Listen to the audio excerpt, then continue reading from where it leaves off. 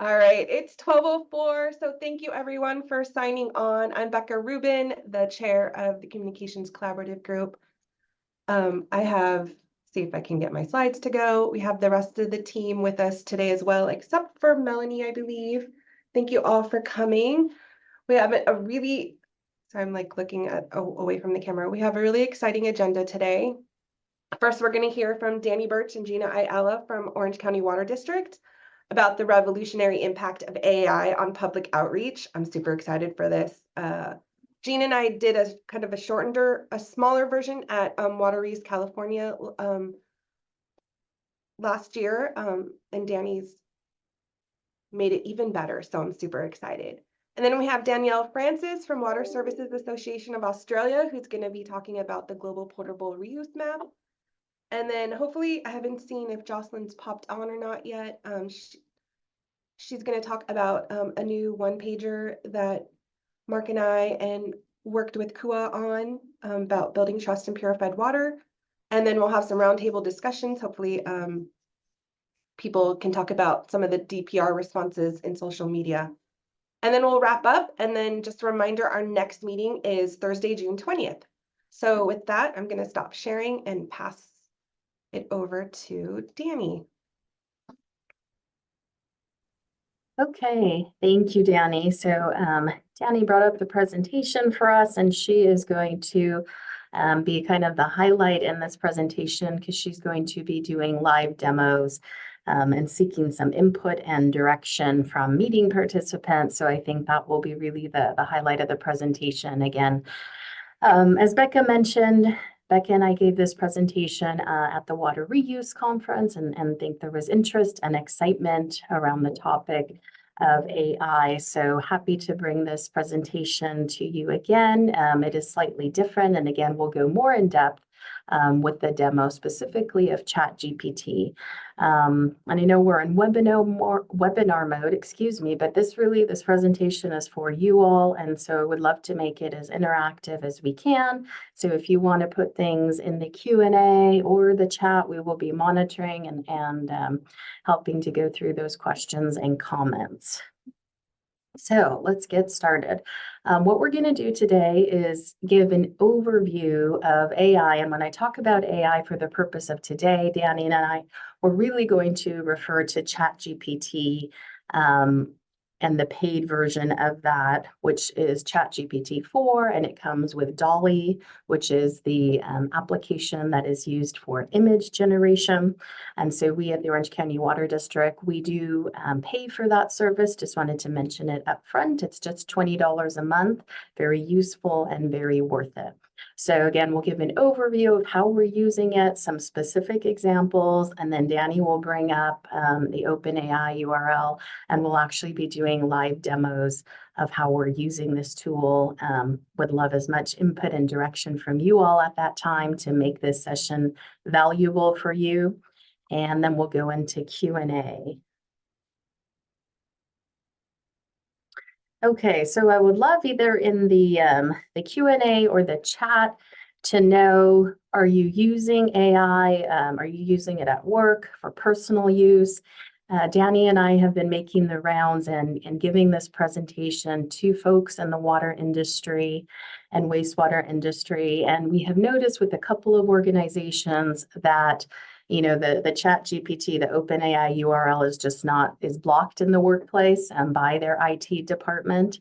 I would say with most folks, they have been able to use it, but we've at least had 2 examples where folks are not using it due to workplace restrictions.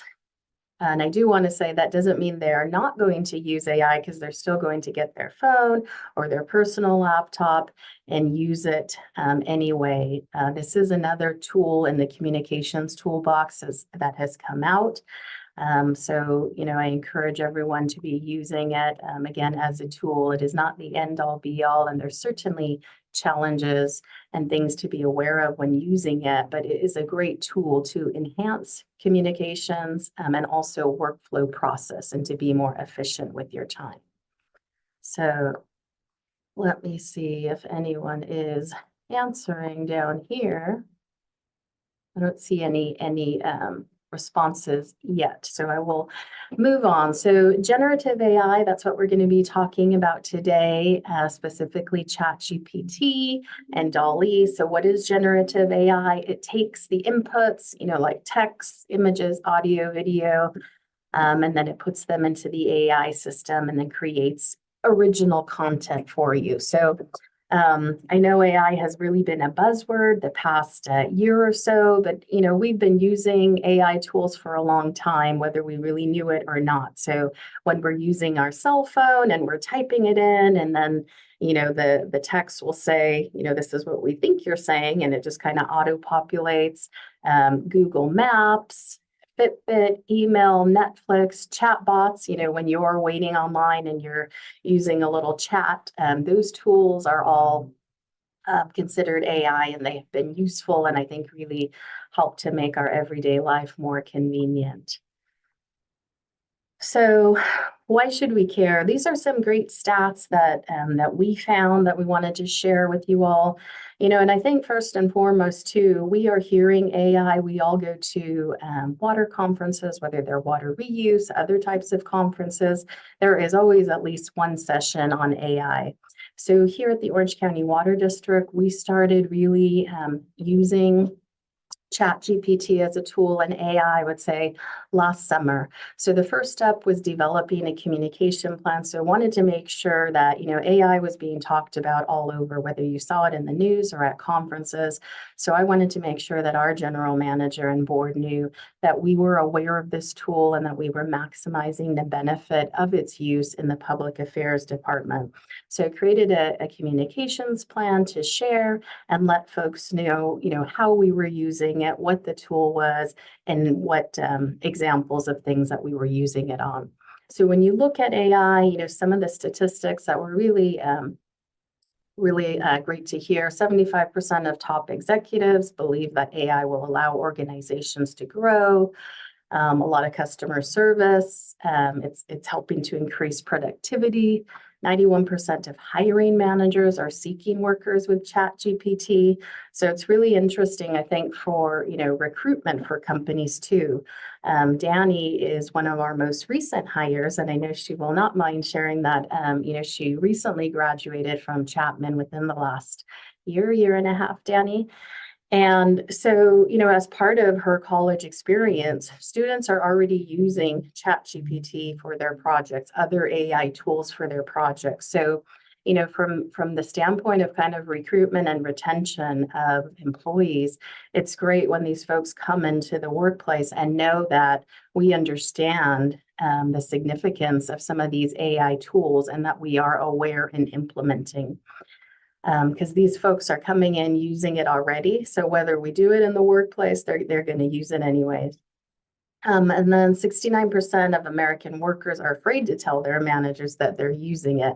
So this comes into that fact that, whether or not the workplace is prohibiting it, folks are going to be using it. It's a very strong and powerful tool that folks use a lot in their personal life. So it really carries over to using it in the workplace as well. So I think that's something here at the Water District that we are looking into, and then I'm recommending that we come up with a policy on AI usage. So we have not yet done that. We have begun to kind of explore what policies that other folks have. So we'd love to hear if anyone out there has one, but we're kind of monitoring it. We're looking to implement one soon.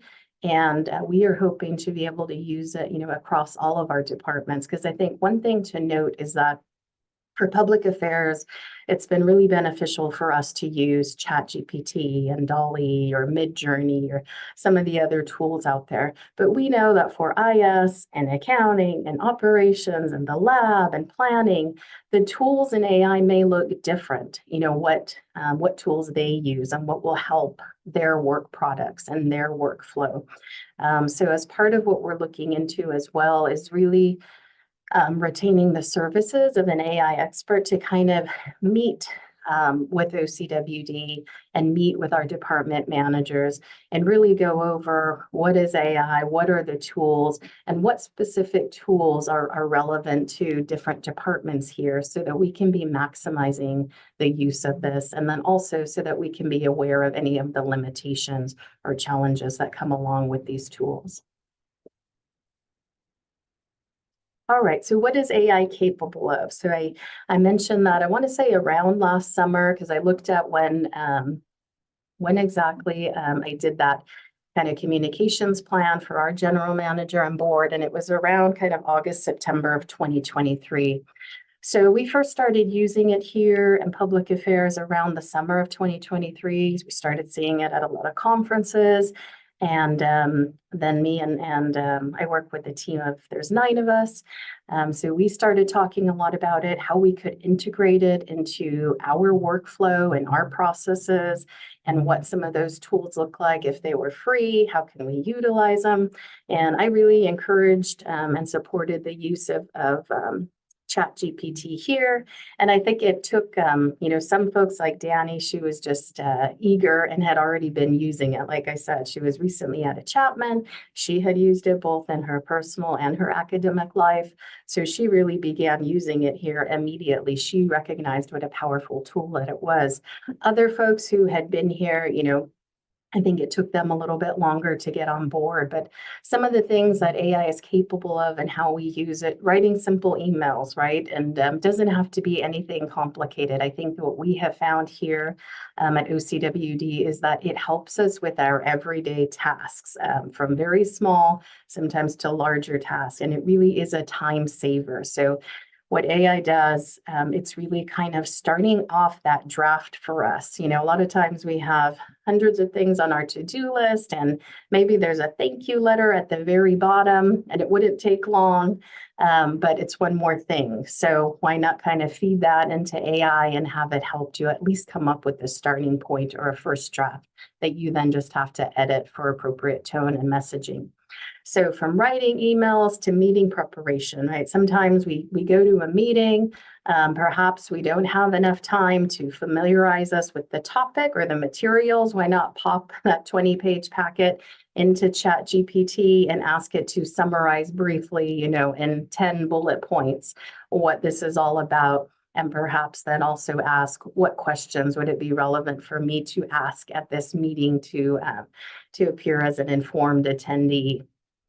So simple things like that, organizing data. We've used it here at the Water District for helping us to organize either survey results, or we've uploaded some of our contact lists. Recognize that we are not a retail water agency, so we are not uploading sensitive, kind of documentation or information for customers. It really is just name and email on our end. So these are lists that are available publicly too. So we upload the list, and we could either just say, clean the list, clean all the duplicates, any field that is empty, delete it. So it's in a matter of, seconds, it could do what it would take staff, much longer to sift through like a 6,000 person contact list. Brainstorming, problem solving. So again, it's almost like having another staff member on the team, an intern on the team, helping to generate ideas and input, which is really helpful because I know we all welcome another set of hands and eyes. So it's like adding another person to your team. Summarization and analysis. So, summarizing bills. So we had a 100-page bill the other day, uploaded it very quickly and said, could you please provide a 1-page, summary? So it's helpful like that. We do have to be aware. And as we move through the presentation, we'll talk about some of the challenges and risks, and you cannot trust it completely, right? But it is a very good tool that has saved us a lot of time and allowed us to be even more efficient here at the district. Task management, pattern detection, image creation. Danny will show some of the images that were created. Language translation. So maybe it will save you money. Here at the district, we generate construction notifications, and we sometimes have to translate those into Spanish or Vietnamese or Mandarin. And so instead of paying a service like we used to, we use a tool to help us do that. And then content generation. So we'll go through a couple examples of content, whether it's a fact sheet, whether it's a press release, whether it's an article that you're writing on behalf of a director about a topic. AI is going to help you really produce that first draft and take it and then really make it your own. Okay, so risks and challenges. This is not the end all be all. Again, it is one tool in the toolbox, but definitely something that you should start using and try out. It is not trained to be accurate. So we've read about and heard on webinars about cases. This one was really interesting to us, where a lawyer in New York used ChatGPT to help cite a case, and it ended up being fake cases. And so that was not an example of a successful use of ChatGPT. So just know that it is not always accurate, and you do have to be cautious. You do have to review it. But I think one thing that we found is if you get the paid version where you can actually upload a document. So for example, you're uploading 100 pages of the bill summary. Then you're increasing, right, the accuracy, because you actually have a document that it is pulling from, rather than just entering in there, summarize AB 817 or whatever it is. You're actually uploading the exact text, and then that's going to make it more accurate. So just being mindful of things like that. And that can only be done through the paid version, not the non-paid version. So some of the limitations we list here, the result speed varies. We have had some challenges, or sometimes it doesn't come up with the desired results. Images are not always able to be produced, doesn't always follow the instructions given. So we'll talk a little bit about that, and Danny will really get into how you ask ChatGPT to do something really does matter. And so there is a thing called prompt engineering, and this is offered now at colleges and other institutions, as learning how to, correctly write that. So as specific as you can be, you're going to yield better results. And then always, I think we talk about ChatGPT being like a tool, like an intern, like another member of your team. So you always have to verify those end results, right? It's not replacing any of us. It is just helping us to enhance what we're doing. So we always need that human oversight of our final product. So prompt engineering. So I talked a little bit about that. And so Danny will really, I'll save this because she'll get into the meat of it when she's using the tool and doing the demo. But for example, if I'm writing a press release, I'm a communications professional at a government agency, and I would like a press release written in a concise manner, no more than 1 page, highlighting, we want to provide a reliable water supply to Orange County. As specific I can be with the prompt, it's going to yield a better result.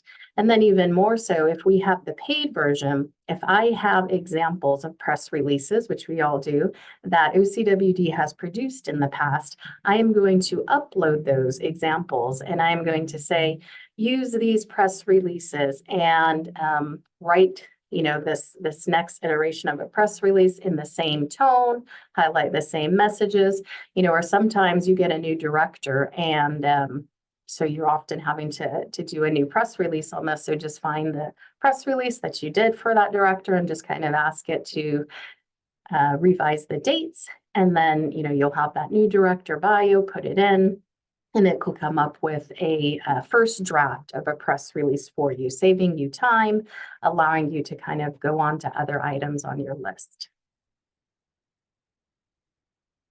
Okay, and I think we can't stress enough, this is like another tool, another member of your team, and we really think of it as our intern. So starting off that first draft for us, but always having a final set of eyes that looks at the end product. So with that, I want to turn it over to Danny. It's now kind of your turn. I really want to, I think, leave with I don't know, I think the recommendation to just try it out, just the free version, and then if it works for you, you know, the paid version. I know that Becca was using the free version, and then after the conference, when we were discussing this, she was able to upgrade to the paid version, and I'm sure she could share some information about how it's been useful at her agency. But just try it. That's the best way to learn how to use it. It is not a difficult tool to use. And again, the more experience you have with it and the more that you kind of are learning how to best write those prompts, the better you're going to get, and the more kind of refined outcome you're going to yield. Then I would just say this is a field that is rapidly evolving. Even some of the, you know, the copyright and things around the content and the images, you know, those are maybe regulated even more so in the future. With the paid version, I think that also kind of helps you more. When ChatGPT produces a result, you are able to utilize that and it is yours to use. So there's a little bit more protection with that paid version. But we've just been trying to continue to learn, continue to try it out. There's tons of webinars out there. Capio just had a webinar yesterday on AI, but lots of organizations and companies are having webinars. So we're taking advantage of that. We are by no means experts at all, but we're just kind of trying to share with you all what we've learned and how we've used it and how it's helped us. So we'll continue on that journey because we know it is evolving quickly. But with that, I would love to hand it over to Danny. And it's Sorry, Gina, right before you hand it to Danny, there is one question in the Q&A asking, how accurate have you found the language translation to be? Yeah, good question, Yvonne. So I would say with ChatGPT, so it's funny when we first did this for a project that we were doing, I asked the staff member, can you just try it out? And that's kind of always my question to staff. Like, did you try it out to see what ChatGPT had? So try it out. Let's see how it came out. I would say it wasn't as favorable as Google Translator. So we use Google Translator instead. And like I said, we always want to err on the side of caution. So here at the district, we do have representatives that speak the languages that are representative of our district. So we will send it to that person if it's Vietnamese or Mandarin or Spanish. And I still like for them to do a final check on it. And so we just did a test recently and had them check both like ChatGPT and Google Translator, and Google Translator was more accurate, and that's what we used. So I hope that answers your question, Yvonne, but if you have more, please continue to put them into the Q&A or the chat. So with that, it is your turn, and I would love to hand this over to Danny to get started with showing you all a couple of examples of how we used ChatGPT at the Water District and Dolly, and then kind of take the time to get your prompts and direction and show you how it works. Thanks for your time, and Danny, take it away. Absolutely. Thank you, Gina. Hello, everyone. My name is Danny. As Gina mentioned, I kind of discovered AI a few years back, and it's funny because at the time, 3 years ago in college, I was using this weird open AI model that was brand new at the time. ChatGPT was not a thing. So I was just playing around with it, and it was actually translation that I was trying to get help with my Spanish homework. So that kind of speaks to how much it's changed and grown just in a few years. So you guys are already on the right track being here. You can see we say continue to learn, go to webinars, and you're already doing that. So hopefully we can kind of share with you what we've tried out, what we've learned. As Gina mentioned, we're by no means experts on the matter, but hopefully we can just inspire you to try it out yourself. So with that, I will get into the first example of use for a press release. As Gina mentioned, this is kind of a good starting point. Who doesn't spend quite a bit of time just getting that first draft of a press release or of any writing material? So at the time, we weren't necessarily comfortable with prompt engineering. We just asked it to draft a press release for our 90th anniversary. Very simple and straightforward. And I know it can be a little bit hard to read, but you can see that it kind of knew the outline of our press release. It was able to get some of those main points that we would want to hit.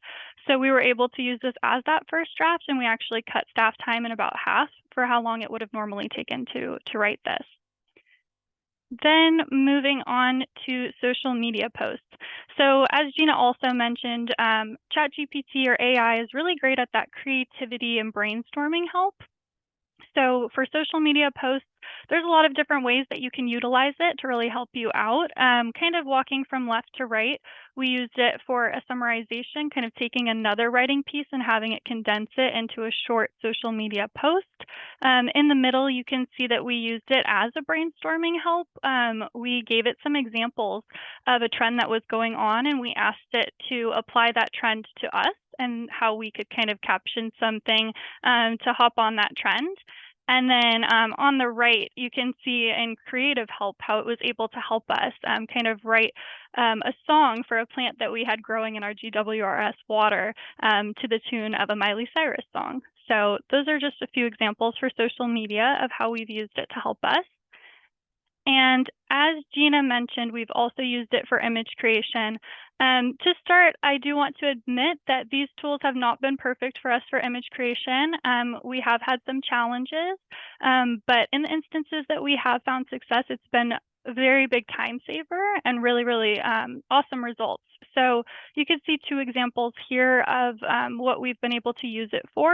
On the left, we asked it to create a graphic icon representing consolidation of two agencies, and we ended up using that kind of for our web page. And then on the right, we asked it to create 3 different logos of our GWRS process, one kind of representing each step of that process. And that's what it was able to create. For legislative summarization, Gina kind of mentioned on this that we've been able to use it for different bill letters. In this example, we fed it an example of a previous support letter that we had written, and then we asked it to rewrite that letter, but for a different bill. We didn't give it any context on what this new bill was. It was able to scan the web and kind of pull that relevant information that we would need in the letter that we wrote, and it was able to fill that in. Of course, we continued to edit that and check it and make sure that everything was accurate.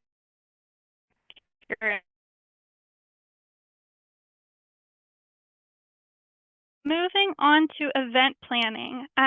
So there are some logistics and information if anyone here plans events that you might get asked questions that you need to give really timely answers, but in order to ask someone else that question and get you your answer, it takes a little while. And having kind of a tentative answer is really helpful. So I am by no means an expert on track loaders, but when I was asked some questions recently for an event that we have coming up about bringing a track loader into the event, I decided to feed in this image that I had gotten of the track loader into ChatGPT and asked it to answer some of the questions that the venue had. And I will say that these answers all ended up being accurate, which was really impressive to me. We ended up, of course, having our team still get those measurements or those answers, but we were able to get those tentative answers to the venue a lot sooner, which ended up being very helpful. And then to have a little bit of fun with it on a different occasion in a different chat, I fed back in that response to ChatGPT and asked it, what kind of image would someone have provided to get this kind of answer? And you can see on the bottom what it ended up coming up with. And you can see that those two images look pretty identical. So I thought that that was pretty cool. And then finally, our last example of how we've used it, let there be cake. We had a retirement celebration recently where we coordinated with a cake designer for mock-up ideas. We went to ChatGPT and we asked it to kind of create an example based on using the invitation we had for the event to keep it on the overall theme. I do like to leave with this example because I think it does a great job showing that it both has amazing potential, but also that there are some cautions that we should be careful of. We got the image to the left. You can tell it probably looks very intricate. And it's spelled all wrong, but there were some elements that we really liked in this example. So we were able to send it over to the cake designer. We told them what we liked. We liked the water drops, the pipes, and asked if they would be able to translate those over to the final result. And they were able to, but kind of inadvertently, they had written the word retirement in the spelling that you can see on the image on the left, which is not necessarily Dolly's strong point. So we caught it luckily before it was finalized, but you can see that there are cautions, and you need to make sure to kind of always have that oversight, double check the results. It would have been very bad if we had it spelled wrong, so luckily we caught it. But that kind of just goes to show the cautions that you need to take and that it's not perfect. So with that, we will go into kind of a demo of some pre-prepared prompts, but also if you want to use the Q&A feature, after we do the pre-made prompts, we can get into some examples that you all would like to see. But keeping in mind that it's not perfect, hopefully we can bear with if it does anything unusual. So with that, I will stop screen sharing and kind of change over to the AI screen. And Danny, while you do that, I will bring up a question that someone in the meeting has, Mike Lee, regarding an AI policy. So that's a great question, Mike. It says, it appears that you started using AI without a policy. We're struggling to get a policy in place and therefore not officially using it. I can see both ways, but we're very risk averse and therefore really want a policy to get started. Can you speak to that tension? Sure, absolutely. I would say, before, that's kind of why backing up to, summer of last year, I went ahead and did a communications plan and gave that information to the general manager about the powerful tool that AI is and how we see using it, what we've heard, kind of benchmarking out there. I would say, although the plan I produced was in last summer, and Danny has been working with me hard on this. We continue to refine it. So what we're really looking at too is, okay, who else is using it? And I'm happy to share this. I mean, we have an extensive list of folks in the water industry that are already using this. And those are just ones that we know of, right? We know folks are using this and perhaps it's not fully out there. So I think by starting that step of having a plan in place and sharing with your leadership that you are using it, that was the avenue that I welcomed that communication, like, this is not okay, Gina, we have extreme concerns, or let's halt. But, we didn't get that feedback. And I think, when I sent it to, I kind of took it upon myself to take an inventory of the district and the different departments, because I think, at the top, they didn't have a great idea of a lot of departments are using it anyway, in operations or piloting different things that we're using. In the planning sector, we were planning something, the water quality, our IS folks, they were already looking into, some of the tools in AI that help with programming. So I think what you'll find is that once you start asking the question and having a really open dialogue about AI and some of the powerful tools and what it can do for your agency and departments, that you'll find that a lot of folks are probably testing it anyway. So right now we are in the active phase of putting together a policy. So I think, that tension that you spoke of, we didn't feel it because I think we were all very open and transparent that, hey, a lot of departments are looking into this. This is a powerful tool. Our directors are going to conferences and meetings where the topics are AI in operations and communications and this. So we have to let them know that we are on this, we're aware of it, we're fully utilizing it. And yeah, the plan is to come. And so that's the phase that we're in now. And whether or not we do the plan in-house or with the guidance of an AI professional, which that would be my preference, that's kind of what we're at the phase now, because we really didn't have budget to support this endeavor. But I think it's important, and I think it really having that policy in place, Mike, like you say, we would prefer that. And then I'll finally say that we do have support at the board level, so our board president is very aware, very supportive that we are using this. OCWD is a member of the California Data Collaborative.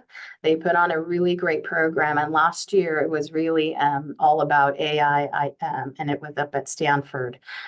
So I think that we'll see. Even as I sit in on meetings with my GM, it's like I feel like he's inundated now by hearing the word AI.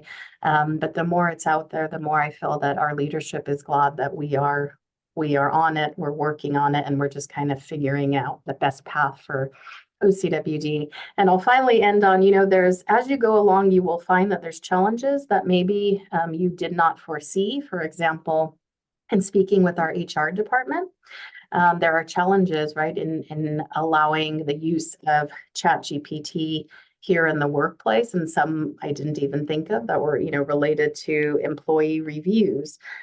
So I think that's why that really speaks to the importance of having an AI policy. And I've been, Danny and I have really been chugging along and trying to encourage management to get there. So I think we are getting there, just a little bit slower than we thought.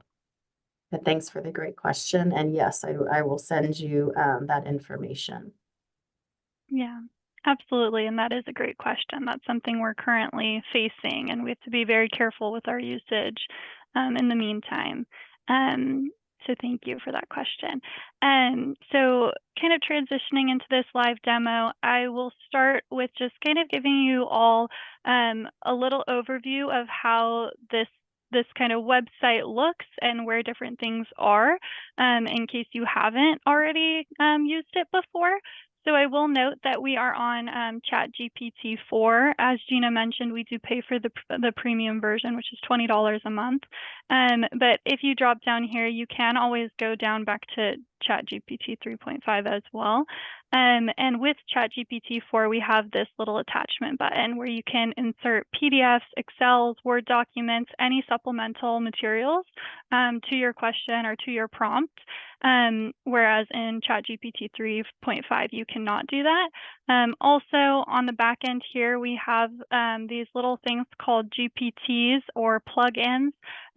This is kind of a new development where you can kind of work with another app that's now partnering with OpenAI, such as Canva. There's several others as well. So that's something that we're continuing to explore and that you can explore as well. So with that, I will paste in our first prompt, and Gina and I kind of came up with some ideas for what would be an interesting topic to you all.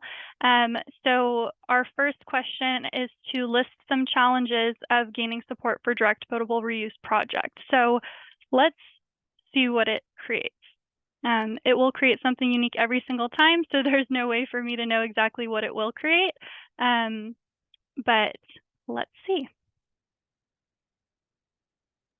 Yeah, and as this is producing results, I think that we all can see that it's, producing things that are definitely familiar to all of us regarding the how to gain support for a DPR project. And what I wanted to say too is that Danny can go into is that even when you see this first set of results, whatever it is you're working on, don't be discouraged. If it's not exactly what you see, you have the power to say, scrap that, come up with something different, or do not include whatever it is, environmental concerns at all, or, you have the power to continue to refine and refine and refine. So, and I will mention it's not a perfect tool, and there's been some instances where we try something and we just think, what, this is not worth our time. It's not going to help us this time around, but we'll try again with something else.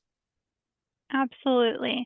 And as we had kind of mentioned before, your response is really going to be as good as your prompt is. If we gave it examples that we already had that we liked, you can see that the examples they end up giving will be a lot more similar to what you've provided. If you provide an attachment of something you're working on, that will also provide a better result, more accurate to what you're looking for. But I will suggest 3 things for if you're wanting to kind of fine-tune this response that you got. The first and easiest way is this button right here, regenerate. As I said, it will give you something different every single time. So if you push this, we'll get an entirely different set of responses, and maybe it will be something more similar to what you want. The second option is that you can go in here and you can edit your prompt. So if you've noticed that, oh shoot, I should have clarified something to make sure that it knew that I didn't want this response, you can add it there. And you can also kind of add something and go back and forth with it. You can say, okay, well, actually, I want, 10 more examples, but similar to number 7 and 8. And it will then produce 10 more examples that are similar to those. So kind of looking at this, we're going to ask it a bit of a follow-up question. And that will be for it to create some frequently asked questions and for this topic. So paste it over. So these are frequently asked questions and then kind of addressing the answers to accommodate these challenges. So let's see what it is able to produce.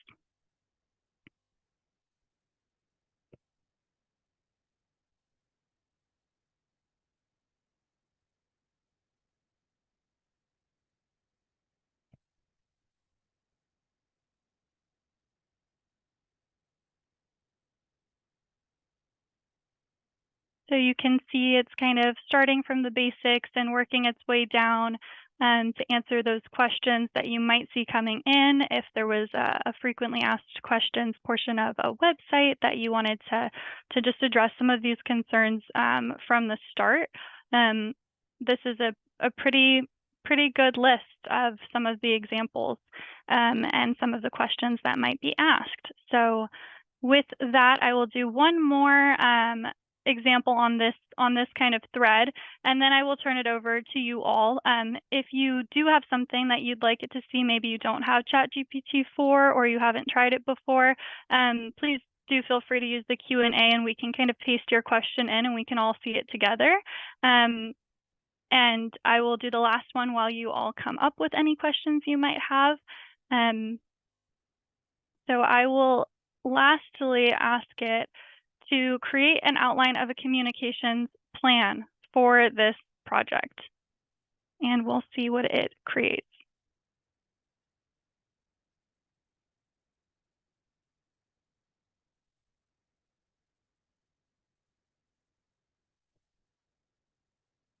So we can see it kind of at work with this multiple numbered plan with bullets under each kind of number. And of course, this is just a first draft, but it's pretty amazing that it's able to create all of this content that's applicable to this topic. And you can, of course, fine tune it as it goes. So I'll slowly kind of go through it. But if there are any prompts that you would like us to try, I think we still have a few minutes, or if anyone on if Gina or Becca, if you guys have questions, we can try those as well. And this is great, Danny. I also wanted to add, well, those of you are thinking of something that we want to put here into the ChatGPT message, you can also use it on a very simple basis. For example, trying to think of examples, we use it kind of on a daily basis. So my boss sent me over a letter and, he wanted to get the letter out. He wanted me to edit it and kind of fine tune it with OCWD messaging. So to save me a little bit of time, I'm going to upload it into ChatGPT. I'm going to say, please edit this letter for grammar and typos, and make sure there is an emphasis on whatever it is, right? OCWD providing local water reliability for the county. And then it's going to do that, and it's going to maybe save me 20 minutes, and then I have a better, more refined draft to then go on and be that person to customize and put our voice in our messaging. So then when I send it back to John, I think he now knows that this is a powerful tool in our group. So he said, is this an AI or a GI letter? And I said, it's both, right? Because if we're using it the right way, we know that we have to use it together as a tool, but with the human oversight as well. Absolutely. And seeing no questions, I kind of have a bit of a prompt that will just need a little bit of help. Maybe that's less intimidating than coming up with something entirely new. So if anyone's currently facing an issue, it can be absolutely anything, a problem that you're currently facing, that you would love to get some guidance, some advice, some possible solutions on. If you could please drop that into the Q&A, we will plug it into this kind of predetermined prompt of saying that someone is experiencing an issue. Oh, we actually did get a prompt. So let's try this first. Okay, you got it, Danny? Yeah, so I see that there is in the Q&A, create 10 questions for a public opinion survey to understand public sentiment on direct potable reuse. So let's try that one. That's a great prompt. And you can really give it any number. I will note that if you say like 100 questions, it might start to get a little bit off track, but I think 10 is a great number. All right, here's the survey. Awareness and understanding, perceived safety, support, concerns, informational sources, trust in the information, environmental impact, willingness to use the water, preferred communication channels, and feedback and participation. So yeah, that's a pretty good first draft of a survey. If there's anything else, we can try those out as well. Otherwise, if you do want to just state a problem that you're currently facing, we can take either at this time. I think we have about 10 more minutes. So otherwise, we can take other questions, and maybe it'll tie back into this, unless Gina has any kind of final remarks as well. But we're happy to try anything out or answer any questions at this time. Danny, I saw one of our panelists actually put in our chat, can it help find Oh, images or graphics? I did not see that. Can it help find images or graphs? Mark, what did you mean by can it help find? Like if you can input the images or graphs, or if it can create images or graphs? Would you mind expanding on that question? Yeah, and maybe while we're waiting for the response, we can just look for an image or graph or here, Danny, maybe we could do like a search, find an image, I don't know, that depicts direct potable reuse or water recycling. So it is going to, ChatGPT is going to do a comprehensive search, using the web as well. I often think of it, I think we always used to say before Google it, and I feel like ChatGPT now has replaced that. And we have it on our phone, we have it on our computer, we use it, but maybe we can show what that comes up with. Oh, well, someone in the Q&A asked for an image of a female checking a water meter. So I will put this in. I will say, as I kind of mentioned, the images, it's unpredictable sometimes. Sometimes you can put this in and it will create a painting of a woman checking a water meter. But let's just try it first. I'll put create an image, and you'll notice that it should switch over to Dolly, which is kind of all housed within ChatGPT, but Dolly is the image creator. So let's ask it to do this and see if it works. Otherwise, we can also go straight to Dolly. Okay, so it is creating the image. But Mark, in the meantime, while it's loading, if you wanted to expand on that too, I'd love to hear. I know you were unmuting when we got this one. Or is this what you meant? Well, I was also, Okay. I'm wondering, can you ask it to find you? Oh, that's pretty good. Yeah, that's a good one. Although water meters don't tend to look like that, but, will it search the web for a female checking a water meter instead of creating an image?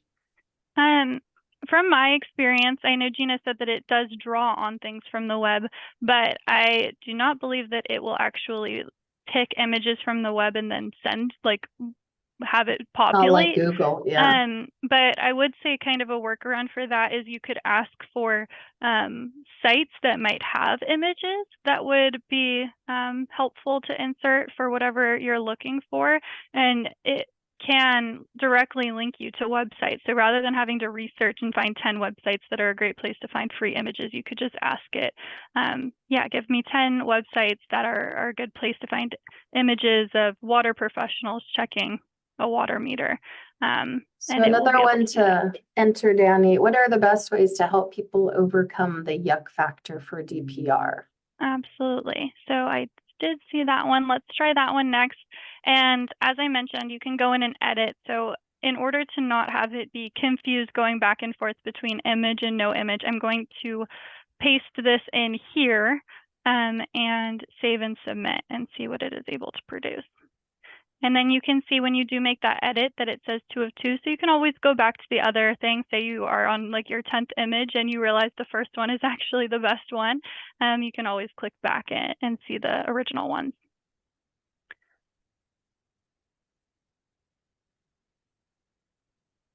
So here are the solutions that it is offering.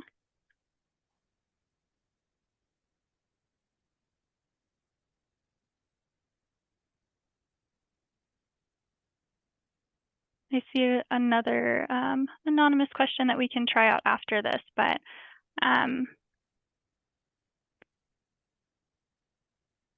it tends to do things in kind of an outline format as well, which is why it is great for those first drafts. So if you ever ask it to do an outline for something, that is something it does strongly. But yeah, you can see it came up with kind of 10 solutions for overcoming that yuck factor. And if this is oh, Gina, go ahead. No, sorry, I was gonna say, like, you know, if it comes out with this, but what you're really looking for is a one pager, you can put that. Can you make this into a one pager, no more than one page, 3 paragraphs, or with bullet points, again, as specific as you can be, it will yield a better result. Absolutely. Yes. And since it does typically give you more information than you would want, it is a great way to say, okay, I like the education and awareness point. Can you write a one pager on that, on point number 1? So that's kind of the multiple prompting where you can find your best results after a few tries. I see one more question and sample, and thank you everyone for your participation in sending in these questions. They're very interesting and things that we also should think about trying to use it for. So this one is how to convince water districts that water conservation is a valuable and vital tool, not a threat to their operations model. So I'm going to paste that one in and see what it comes up with. And something to note while it's producing this answer is that it does have a memory essentially within the chat. So if you do reference something within the same chat, it will somewhat remember. Sometimes I think it's always best to just re-inform it of what you're trying to do. But you'll notice if you use an acronym after a while, it'll know exactly what you mean. It already knows kind of what you're talking about. So again, kind of the multiple steps, which could be because we asked it to do 10 solutions or steps earlier on, that it's doing everything kind of in this format, thinking that's what we want. So that's something to think about as well.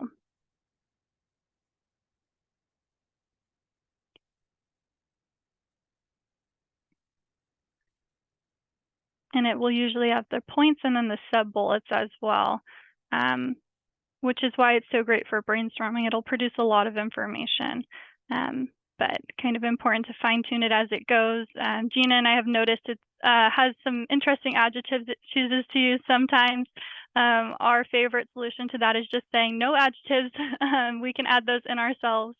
And that has been very helpful, a small but kind of fun trick that we've learned.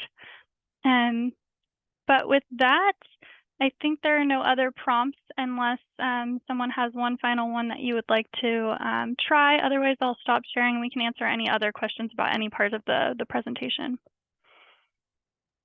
Yeah, I don't see People can any also other. raise their hands if they want, and we can unmute them too if they don't want to type. Yeah, I don't see any other questions in the Q&A or chat, but please feel free. You have my email or anyone on the Communications Collaborative to reach out if you have questions after the fact. And I saw somebody put in the chat referencing a policy in place over in San Francisco, so that's very helpful as well. I think we found one, was it Boston, Danny, that both our department and our IT director had found. It was kind of just a simple plan, not too intricate, but those are very helpful. So again, any other questions or requests for examples, we're happy to share what we've learned. And if anyone else has anything that they've shared or any policies, please feel free to share them with us as well. I think it's an evolving topic and discussion, and I'm sure we could bring it back at a future date as well.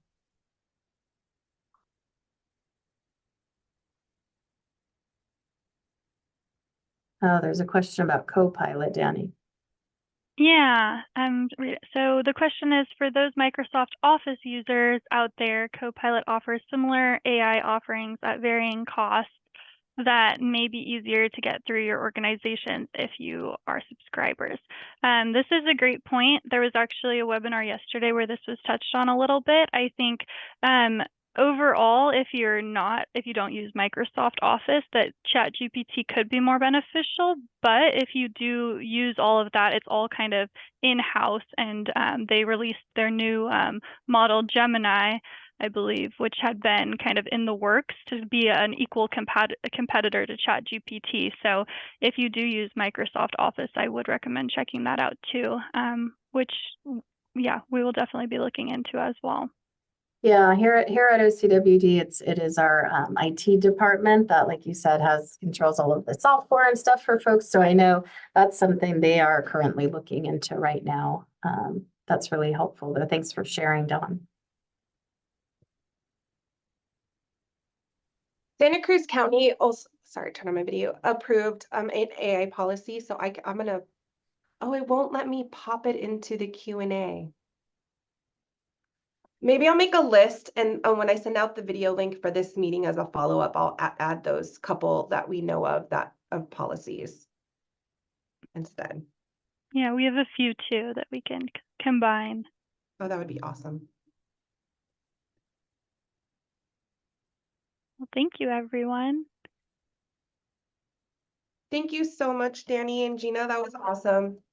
It's amazing how far ChatGPT has come, and I know Jen Swart was having an issue upgrading, and so were we originally. And then I finally got an email saying you can upgrade, because I guess so many people were upgrading at the same time, and then they were trying to limit users. So I encourage you to keep trying. And I know it prompted me to put in my email and say, let me know when I can upgrade. And so it did email me, which was amazing. I think it took like 2 days.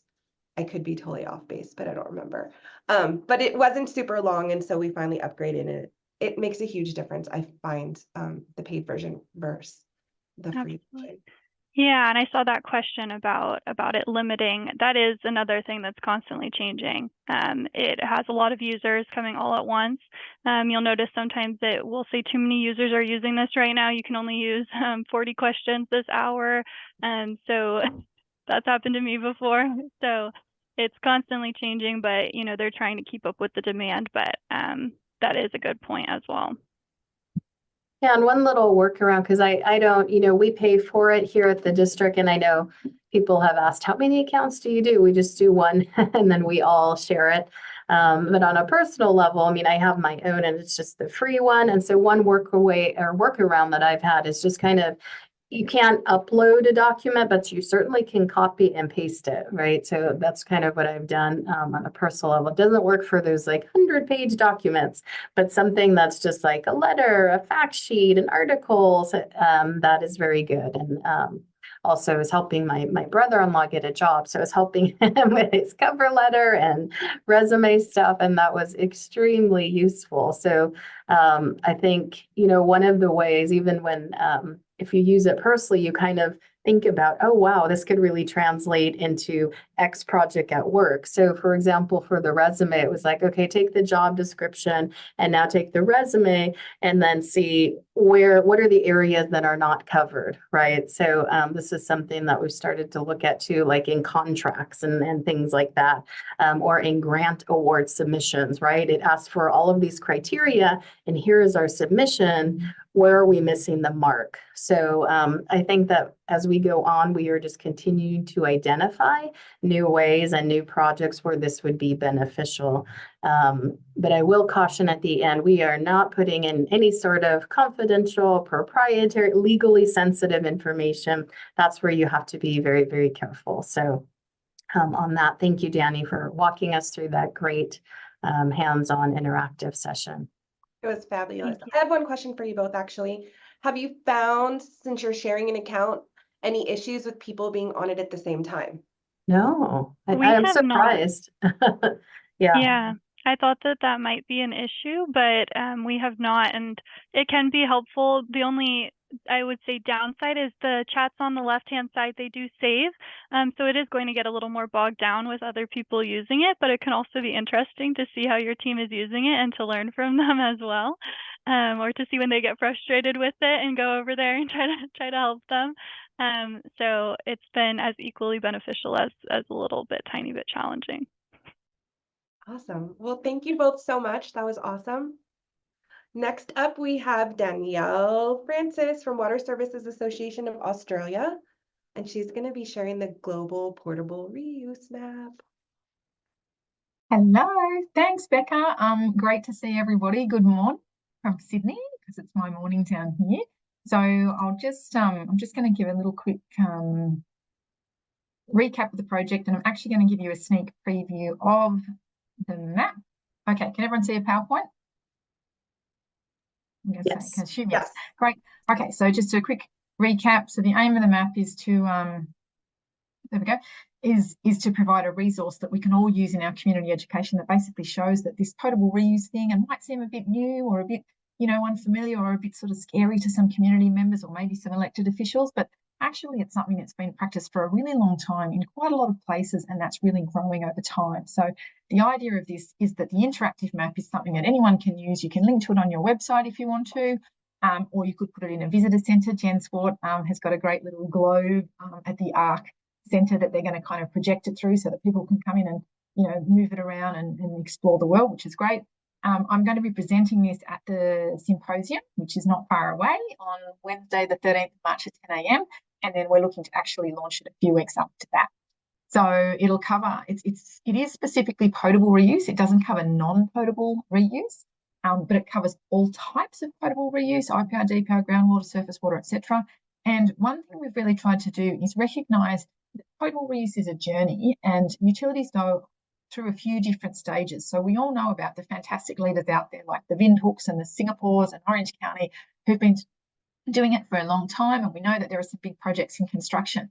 But there are actually dozens of places around the world that are at that really early stage where they're building a demo plant. Maybe they're not even there yet. They're just thinking about it as an option, or they're doing some education with the communities or whatever. We really wanted to capture that on the map because it's important for places at that stage to say, hey, here's some other places I can identify that are like me, that are also at this early stage of exploring this as a potential option for our future. So I went out to a whole bunch of places that I knew around the world were doing it or doing something, and it says there's 70 towns. Actually, in the end, it's about 85 different cities or towns from around the world who are joining the map, which is fantastic. And I know it's probably about another 15 to 20 who are likely to come online or might come online at some point in the future, but maybe it's a bit early for them yet, or maybe I haven't been able to contact the person or whatever. So I think it'll be a really useful tool, and in future it might be other things we could do with it. Like we might be able to add a desal layer, for example, or show which places are using carbon tax or something like that. So super quickly, the original map, I didn't invent this map. It actually was created about 10 years ago as an Australian-Californian partnership, but it has sort of never really been updated. And I looked at it and thought, this is great. So my organisation, WASA, invested a bit of money in creating a new version of the website and updating all the back end and whatever. But then the big effort has been going out and contacting all of the places around the world and seeking their content. And we've partnered with WateReuse Association to work on this, which has been great. So there are 24 places on the map at the start. Just to show this, I knew a lot of places in California, but when the WateReuse guys kind of shared these maps with me, that was really helpful too, because obviously California, there's so much action, and there were a few on there that I didn't know about. So that was a useful input. So there's two outputs of this project. One is the interactive map itself, but then another one is that I'm producing some summary sort of charts and statistics that actually kind of let you just kind of see in a snapshot, well, what does this all mean? Like, well, what does this mean about like the presence and the prevalence of potable reuse? So quickly, one of these, I'm going to do a decade by decade build. This is not the up-to-date data, but you'll get a feel for this. So in the 60s, you had a couple of schemes. In the 70s, a couple more. 80s, it's starting to grow. 90s, you can see it's starting to happen in California. 2000s, it's starting to take off. Bit of action in the southern part of Africa and Australia. 2010s, it's growing again. And by 2020, we already know there's about 35 places that have adopted it. And then if you overlay that, places that are exploring it, you can see it kind of doubles more or less. Well, that's sort of maps I had done in the past. This version of the map is going to be a bit more granular because it's going to have those 4 layers this time, which is the exploring, planned, in construction, and operating. So, and then other splits I'm working up at the moment are things like capacity and population served by decade. So, how many litres of water are being produced around the world across the decades. Different types, operating groundwater groundwater, surface water, etc. And also got to work on how many people are supplied with purified recycled water and how many cities are supplied with purified recycled water. Yeah, just for example, and you can see there's so much action in America. Again, not up-to-date data yet, but these sorts of graphs that we're going to be producing, the state-by-state breakdown in America, and something like this, which kind of shows how many cities are being supplied. The cities one is really interesting. I tried to do that because I thought it's a good way of kind of, giving you a sense of, well, how big is this? How much is it happening? And I kind of thought by city is a good way of doing it. But in reality, while a lot of people have given me that data, it's been really handy. But I actually think it gets really complex really fast, because you might have a place in Texas that says, oh, we supply 50 cities. And some of the LA projects, Jen Swart has been so kind and spent so much time with me explaining all the many LA projects and how they fit together. Thank you.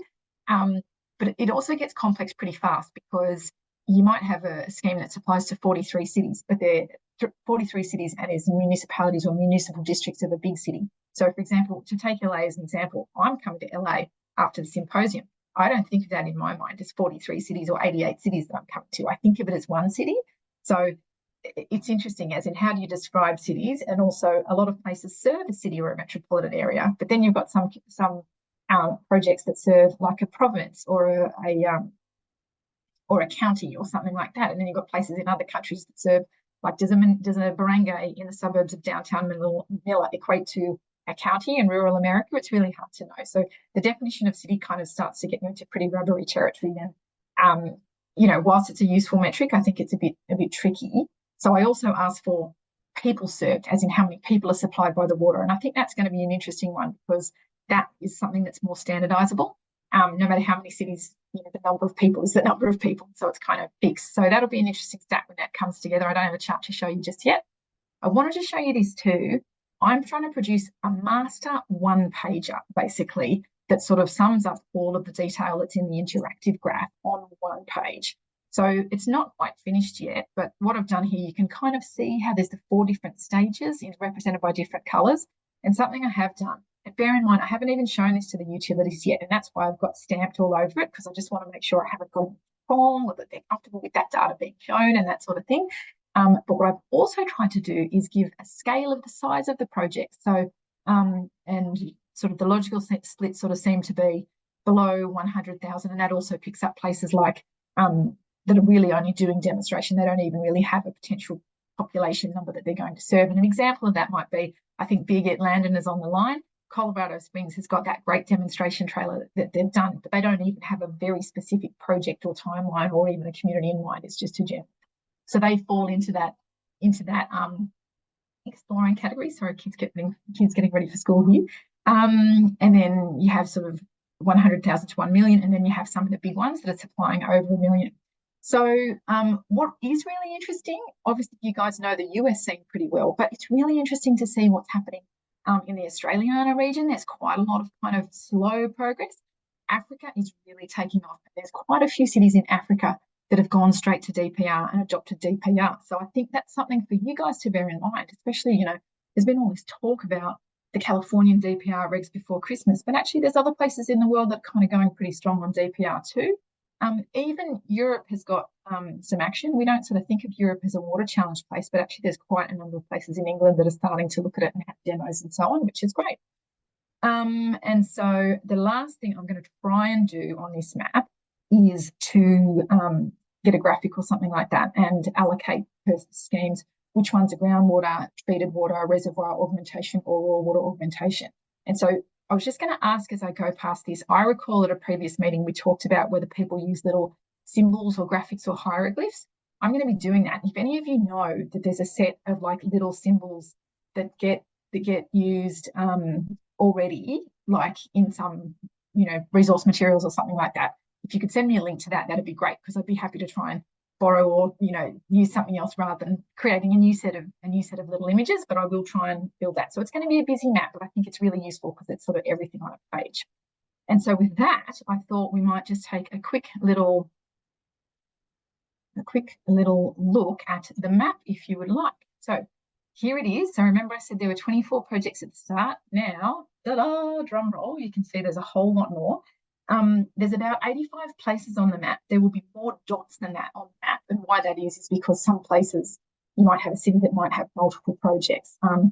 Just to give an example, like Cape Town, I'm calling that one city on the still map, but actually they've got, they're building a DPR type surface water scheme and they're building an IPR groundwater scheme as well. So that might kind of be 2 dots on this map, but it'll be 1 dot on the one page, if that makes sense. Just to dive into a few, this is the California collab. So let's dive into a couple in California. You can see there's a lot there.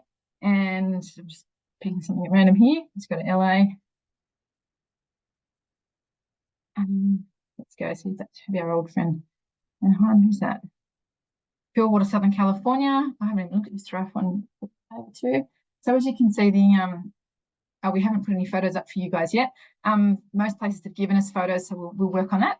Adding the photos, but they most have a carousel of little photos up the top, and then they have a quite simple little sort of story. There's a couple of little data that I need to get my colleague to convert from acre feet into other units as well. So that's one there, and I'll just scroll around. Let's have a look at another one. And then we've got some down here. That would be one. Oh, that one's sticking. Sometimes that happens when I'm just still working on. We have a couple when there's a couple that are in the one space that doesn't like that very much. Danielle, I'm sorry to interrupt you. We don't see the live map. We still see your PowerPoint slide, but maybe that's what you want us to see. I'm not quite sure. Right. Hilarious. There's me talking on. Let's try that again. Sorry, folks. Thank you. Now, can you see that? Yes. Hang on, that's the old one. Wait 1 second. All right. Hang on, I've got to do that again. Sorry, because it's going to the old one.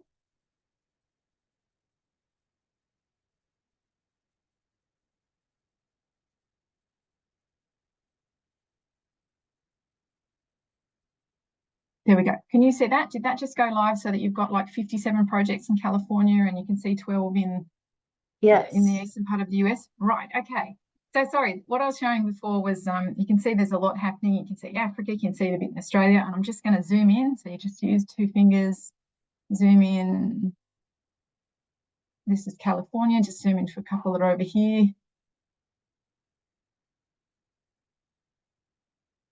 I'm just picking something there. So Tri-Valley, just as an example, they've sent us some information. So just to show you, and hopefully you can see there's a little story from Tri-Valley who popped up. So that's an example of a place they haven't given us a photo. So when I send this out to people, I'm going to encourage those that haven't given us a photo to give us a photo, because they look a lot better when there's like a photo up above the little story. But hopefully what you can see is that there's a little story there, and it's really only quite short, like it's, a couple of paragraphs just outlining the basics. Can you shut that door, please? And yeah, and so they all just have that nice little story, and it just then has a link at the bottom saying here's our website if you want to come and explore more. So we'll close that one. We'll just pop into another one, see if I can come up with one that's got. Oh, and Danielle, Natalie Croak said, that's us. We can send you a photo. Fantastic. That would be great. Yeah, fantastic. I just think it looks more lively, doesn't it? And it makes people more keen to have a look at it if they can see a photograph. There's one there that also I think doesn't have a photograph. Pop to another one. But yeah, so I don't want to take any more time because I've probably used my allocation, but you can see that's sort of the way that they've sent us some photographs. So see in that one, can you guys see that Silicon Valley one? And I've just got the little carousel of photos that I'm just yes, we can see the carousel. Yeah, that looks great. So that's even ideal. If places have like 4 or 5 different photographs, that looks really nice because people can click over. So that's it. So thank you have a couple very much minutes to all of those. Questions, if yes. anyone has questions.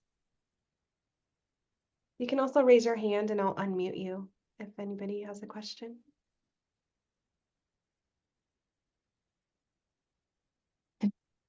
No? Well, thank you, Danielle, for calling in so early from Australia, and that was awesome. I can't wait. When do you think it's going to go live? Like live? I think probably within sorry, my children are screaming in the background.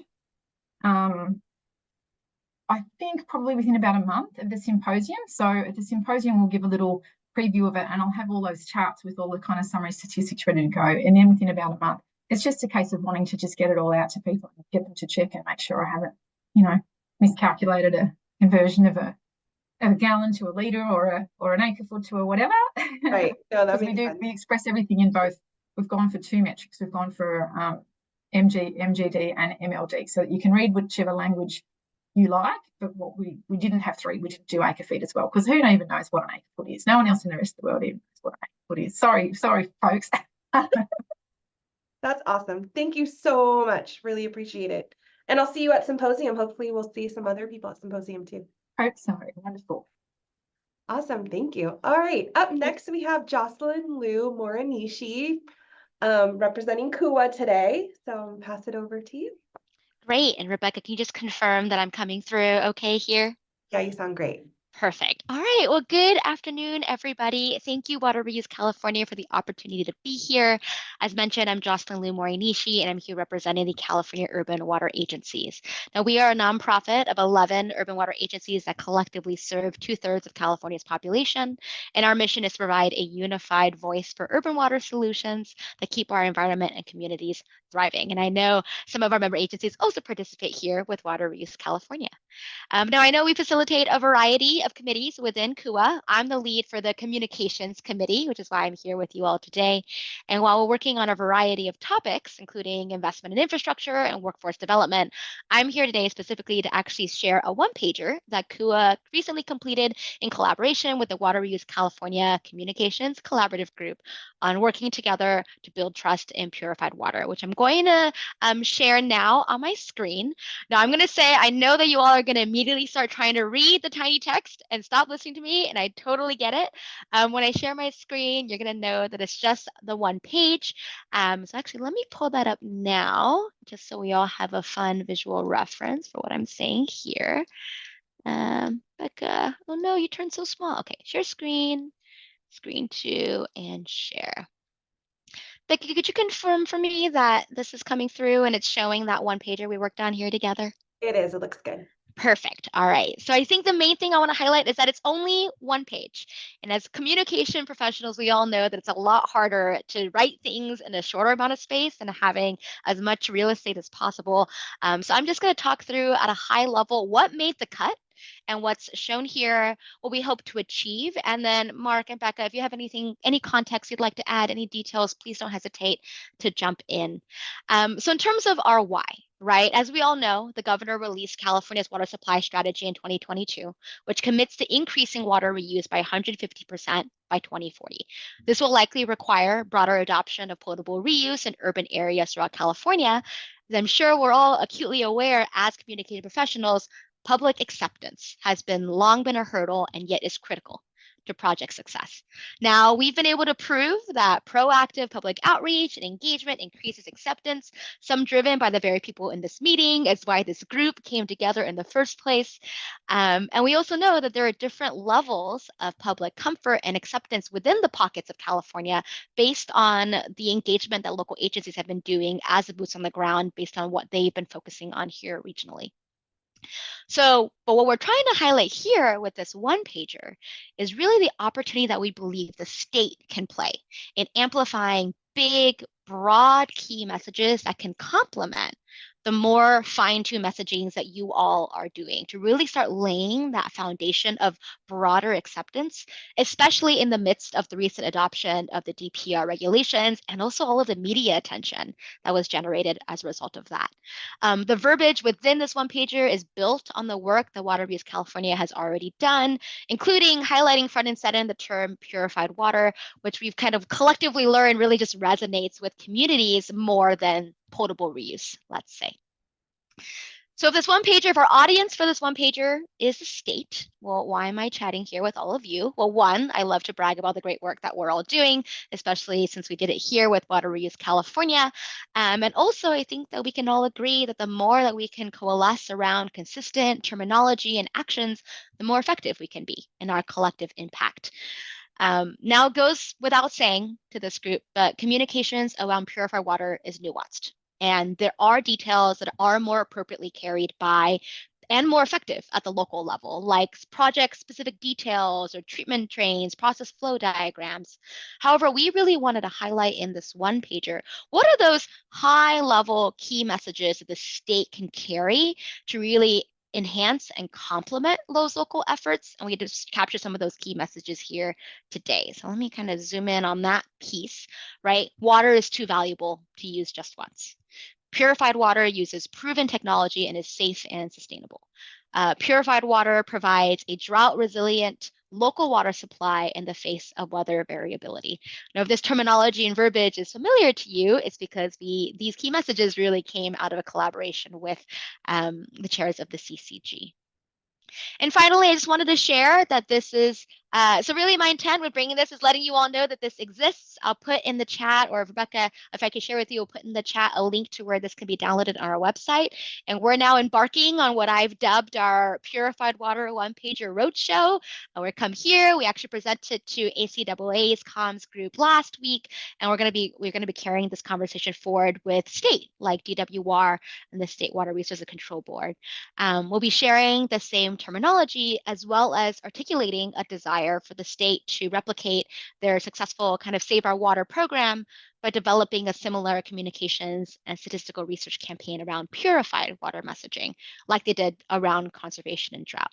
Now we know that's a heavy list and an ask, but we hope to guide and educate the state on what messaging has been impactful, especially in this potable reuse arena, and also help identify opportunities of where they can take their communications focus next.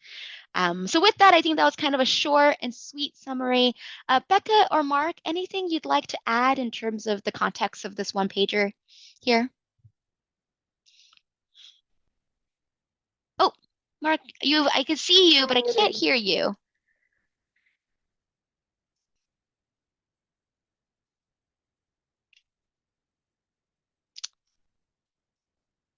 And then Becca, in the meantime, I'll pull the link to where we can download it off our website. And I don't know if I have access to the overall chat, but maybe you can help me get there. You can also email it to me, and I can put it in the follow-up email that I'll send out to everybody with the link to Perfect. AI policies as well as to the video of this. Can you hear me? Can you hear me now? Yes, you can hear you Okay, now, great. Mark. There you go. Hey, I just wanted to thank you, Jocelyn, and let everybody know that we work closely with Jocelyn, Becca, and I, and we shared it with our committee. And especially the Board of Water Reuse California was aware of it, and Rosario, when this came up. And as we move forward, we want to work closely with our other organizational partners like KUA to be singing from the same sheet of music, just like Jocelyn said. So thank you so much for coming on today and sharing that with us. Yeah, of course. Thank you for the opportunity and also for engaging with us and being a willing partner in this space. I think it's a really exciting time and a very opportune time for these types of communications with the DPR regs. And I think just the most media attention we've seen in the space around that. So I really appreciate the partnership there. Likewise, thank you. Of course. For sure. And that's a great segue into our roundtable about DPR and kind of what we've seen in social media. Thank you so much, Jocelyn. Of course. Happy to be here. Will I see you in Denver? I will. Unfortunately, I don't think I'll be making it to Denver, but I'll message you offline if there are other conferences that we might be able to connect at. Awesome. Thank you. Mm-hmm. All right, Gina, roundtable time. And we thought maybe I think I see Ricky on here. We thought maybe people could share about their DPR responses in social media after the regs came out.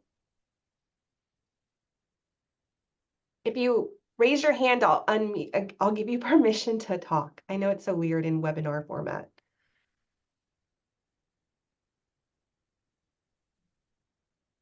Unless nobody wants to talk, which is okay too. You know, it's unfortunate. I don't think I see anybody from the communications team at Valley Water, but they really had some amazing interfaces, as well as Gina, your staff did too. Maybe you could chat a little bit about that from December. on social media when the DPR regs came out. I know that seems like so long ago. Yeah, and I think I see, do you see Ricky on or I do see Ricky on, but you Okay. know, people Yeah. do walk away from their computer. Okay, so Ricky, if you're on and you want to share, yeah, and Becca, please help fill in as I try to recollect. But yes, in December, when the DPR regulations came out, I know OCWD was contacted by the media right away. I think just given that we have a indirect potable reuse project and they wanted to really know more. Well, what are you guys going to do? Does it make sense for you to go DPR and all that? So Mehul took that interview, Mehul Patel, and really walked them through the difference between IPR and DPR and why it didn't make sense for us at OCWD to go that route since we already have a successful project that's filling our groundwater basin. And then I think, oh, Ricky, you are on, so I will go ahead, please. Sorry, can you all hear me? Yes. Cool. Yeah, I thought Mike was on here, but I can go ahead and speak. We got a lot of media attention. Obviously, Mike does a lot of media relations already. And so our biggest thing was communicating that LVMWD and the JPA are not embarking on DPR. So similar to you, Gina. There was messaging that we had to make sure we inserted talking about the difference between the two and why we are specifically undergoing IPR. But the messaging was still pretty consistent as far as the safety of the technology, talking about how it hasn't, or how it has been done before in other places and how our customers and really no one in California are going to be the guinea pigs for this type of technology. And just ensuring its safety and making sure that we're leading with the facts. But yeah, we got a lot of media attention around December. And Mike, I think, helped a bit with water reuse communications as well. I think Dave kind of offered his help with some of the media relations. He absolutely did. Yes, he was heroic. Yeah. Yeah, and Ricky, you all did a great job. And I think for those of you who didn't see it or don't know briefly, so there's a social media kind of star with a lot of followers, King Bach. And there was a post that he did in response to it. And he actually showed like an image of like Mike Marcus, giving a GWRS tour to Leslie Stahl and drinking the water. Then he showed some footage of the plant over in Ricky's area, or the demonstration plant, I think. And so we did feel like we had to respond, and we were monitoring the situation. But I think the piece that you guys put together and quickly got up, that was great. And we embedded the same messages that Ricky took. And then it wasn't only King Bach that we were finding. I think we were tracking along with Ben at National, hitting some late night talk shows. And I think we were still surprised that there maybe is that humor and the yuck factor, although it seems to be much less than, say, like 2 decades ago. And even on the King Bach, I think the social media thread, what we were finding is that people, the alarming thing, like, I think he said something about, we all get this social media, I don't know, say, Amber Alert or whatever, and why don't we get this poop alert that these projects are online and this is what we're going to be drinking. But when we really dove into the threads and looked at a lot of the responses and comments, I feel like there was a lot more of an educated audience knowing that this is already happening, this is already going on. So that was a positive, as well as the great response from Mike and Ricky and their team.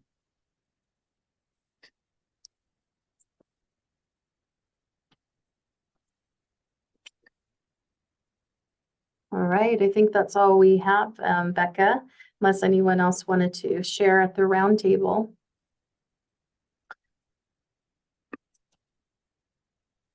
Well, let's see, Bridget. We also found that the majority of our customers were excited about the purified water. That's great to hear. That's amazing. I love hearing that. If you want to chat, you can raise your hand. Otherwise, thank you, Gina. Fergie, okay, I'll allow you to talk.